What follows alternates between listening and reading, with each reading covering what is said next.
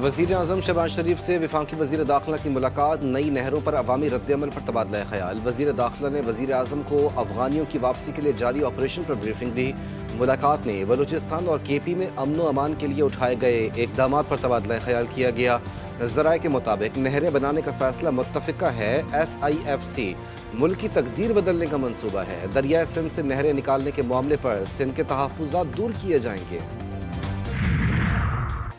आने वाले बजट में आवाम को मजीद खुशखबरियाँ मिलेंगी। वज़ीर दिफा ख्वाजा आसिफ ने आवाम को उम्मीद दिला दी। कहते हैं कि कोई सोच भी नहीं सकता था कि बिजली सस्ती हो जाएगी। मुल्क की हालत खंडर जैसी थी जिन पर हमने इमारत तामीर करने की कोशिश की। मरियम पंजाब को 4 चांद लगा रही हैं। PTI वालों ने अब एक दूसरे को चोर कहना शुरू कर दिया है। उनका लीडर भी सनदी याफ्ता चोर है। बैरून मुल्क PTI के कुछ लोग मुल्क दुश्मनी कर रहे हैं।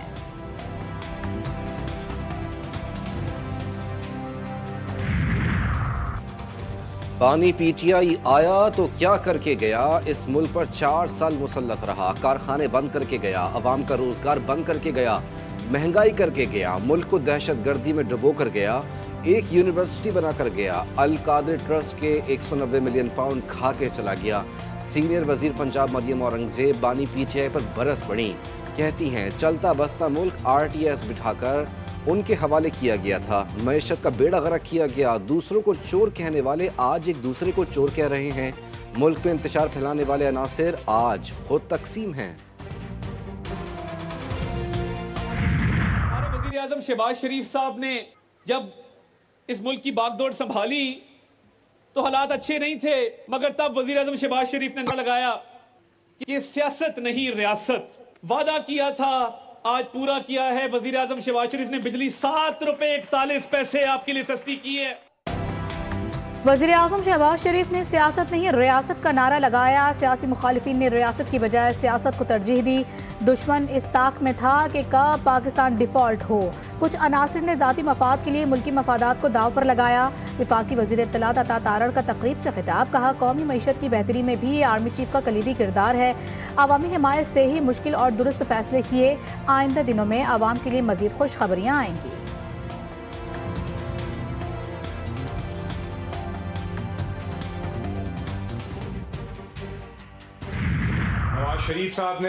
शहबाज शरीफ साहब ने अपना वादा पूरा किया। बिजली की कीमत भी खातिर ख्वाह कम करके दिखाई। 7 रुपए 41 पैसे का जो खातिर ख्वाह जो कमी है नरखों में, इसका असर अब सबको नजर आएगा।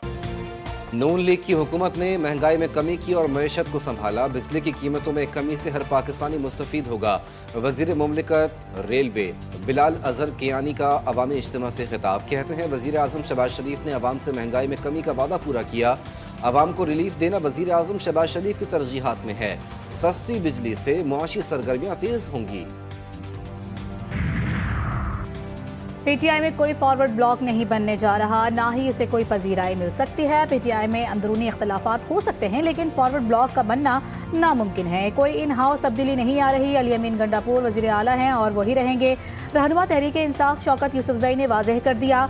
कहते हैं वज़ीर आला खैबर पख्तूनख्वा को बानी का एतमाद हासिल है। स्पीकर को भी फ़िलहाल तब्दील करने की कोई बात नहीं हो रही।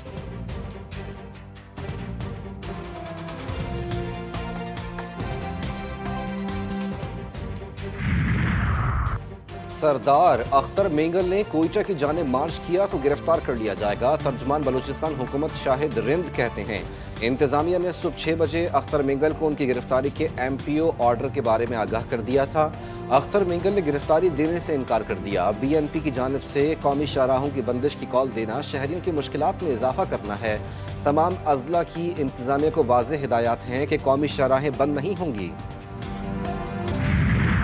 गवर्नेंस में बेहतरी और करप्शन का खात्मा। IMF के साथ हुकूमती माशी टीम की बैठक आज होगी। पाकिस्तान में 30 महकमों के साथ कारकर्दगी बेहतर बनाने के लिए बातचीत। आइंदा माली साल के विफाकी बजट के हवाले से उमूर का जायजा लिया जाएगा।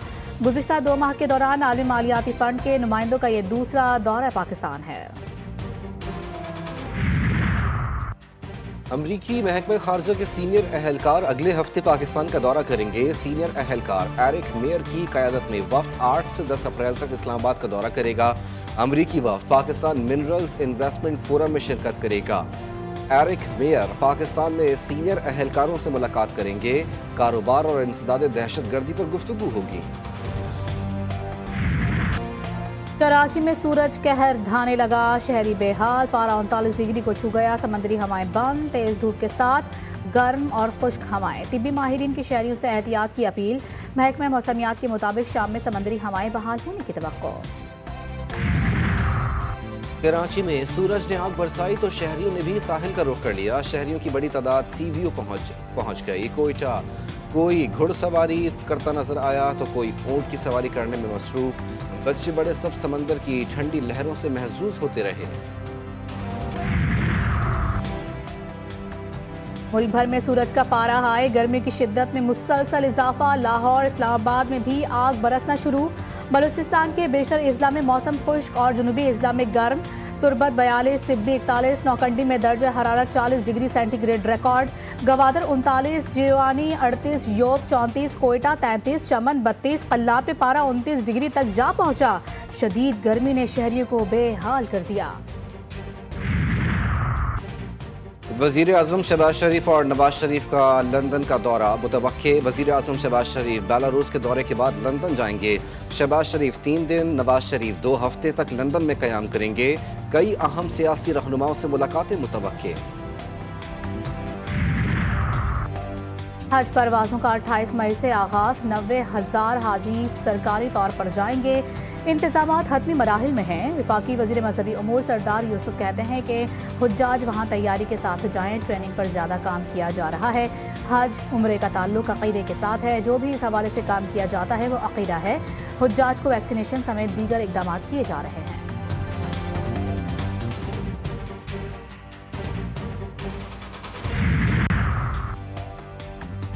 اسرائیلی بربریت پر پوری دنیا خاموش ہے، غزہ کو پہلے ہی 80 سے 90% تباہ کر دیا گیا تھا۔ غزہ صورتحال پر مسلم ممالک بھی خاموش ہیں۔ امیر جماعت اسلامی حافظ نعیم الرحمان کہتے ہیں غزہ کے تمام اسپتال تباہ ہو چکے، پوری دنیا خاموش ہے۔ اسرائیل غزہ میں بے گناہ فلسطینیوں کو شہید کر رہا ہے۔ غزہ میں قابض اسرائیلی فوج کے جنگی جرائم جاری، امدادی سرگرمیوں میں مصروف رضاکار بھی صہیونی درندوں کے نشانے پر، 15 رضاکاروں پر فائرنگ کی ویڈیو نے سب کو لرزا دیا۔ فلسطینی رضاکار شہادت سے قبل کلمہ پڑھتا رہا، حماس اور فلسطینی ہلال احمر کے اسرائیلی حملوں کی شدید مذمت، عالمی سطح پر آزادانہ تحقیقات کا مطالبہ، غزہ میں شہداء کی تعداد 61,700 تک جا پہنچی، تقریباً 1.5 لاکھ سے زائد فلسطینی زخمی۔ امریکی صدر کے ایجنڈے کی مخالفت، یورپ سمیت مختلف ممالک میں مظاہرے، ہینڈز آف احتجاج تحریک کا بھرپور طریقے سے آغاز، سینکڑوں مظاہرین سڑکوں پر نکل آئے۔ برطانیہ، جرمنی اور پرتگال کے بعد واشنگٹن سمیت امریکہ بھر میں بھی احتجاج، شہری حقوق کی تنظیمیں، مزدور یونینز اور دیگر اداروں کے نمائندے شامل، پلے کارڈز پر امریکہ میں انتشار کا خاتمہ کرو کے نعرے درج۔ شادی شدہ بیٹیوں کو مرحوم والد کے کوٹے پر ملازمت نہ دینا غیر قانونی اور امتیازی قرار، سپریم کورٹ نے والد کی جگہ بیٹی کو نوکری کے لیے اہل قرار دے دیا۔ سرکاری ملازم کے انتقال کے بعد بیٹی کو نوکری سے محروم کرنے کے کیس کا تحریری فیصلہ جاری، عورت کی شناخت، قانونی حقوق اور خود مختاری شادی کے بعد ختم نہیں ہوتی، مرحوم یا طبعی بنیادوں پر ریٹائرڈ سرکاری ملازم کے تمام بچے ملازمت کے اہل ہیں، تحریری فیصلہ۔ کراچی کے علاقے کورنگی کریک کے قریب گڑھے میں لگی آگ کی شدت 9ویں روز بھی برقرار، آگ سے ابلنے والے پانی کے نمونے کی ابتدائی کیمیائی تجزیاتی رپورٹ آ گئی، پانی میں بینزین، ٹولین، ٹیٹرا کلورو ایتھین کی زائد مقدار پائی گئی۔ نوکری سے کیوں نکالا، لاہور میں ملازم نے مالک کی دکان کا صفایا کر ڈالا، تھانہ سبززار ٹریول ایجنسی کا مالک نوکر پر بھروسہ کرنے پر لٹ گیا، ملزم 15 مارچ کو دکان میں لوٹ مار کر کے فرار ہوا تھا، واردات کے دن ملزم کی دکان کے باہر موجودگی کی فوٹیج منظر عام پر آ گئی، پولیس 3 ہفتے بعد بھی ملزم کو گرفتار نہ کر سکی۔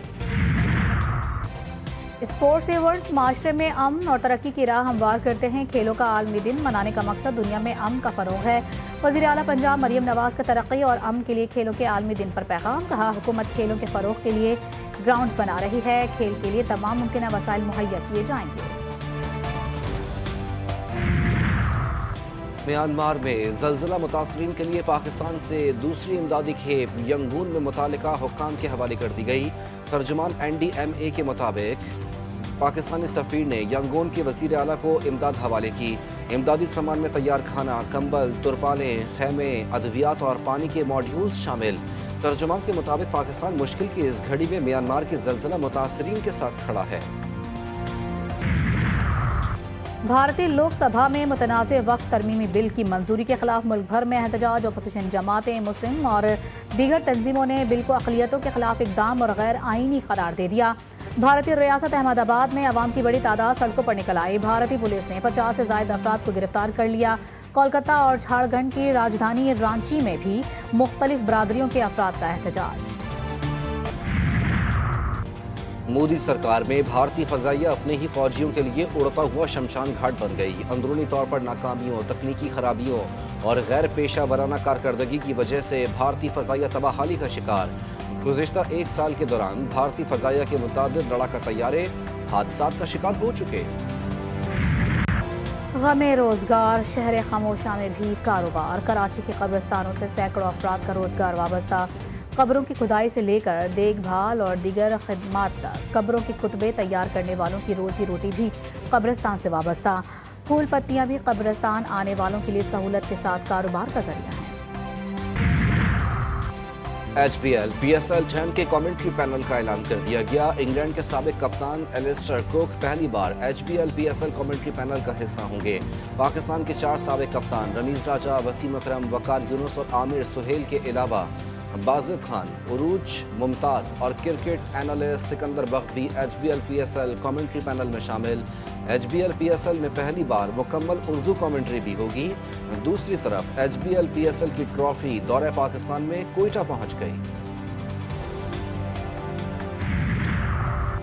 آئی C C women's cricket world cup qualifier. Pakistani women's team کے Gaddafi stadium Muhammad head coach Muhammad Wasim کی نگرانی میں کھلاڑیوں کی فیلڈنگ، بالنگ اور بیٹنگ کی پریکٹس۔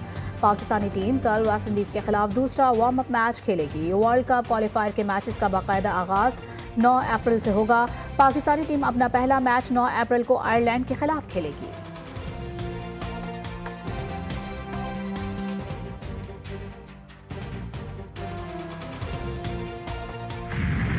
اور کراچی میں پہلی عالمی انڈر 23 اسکواش چیمپئن شپ کا میلہ سج گیا۔ افتتاحی تقریب میں لیجنڈری جہانگیر خان اور دیگر کی شرکت۔ 22 ممالک سے 64 کھلاڑی مد مقابل ہوں گے۔ ایونٹ میں $60,000 انعامی رقم تقسیم ہوگی۔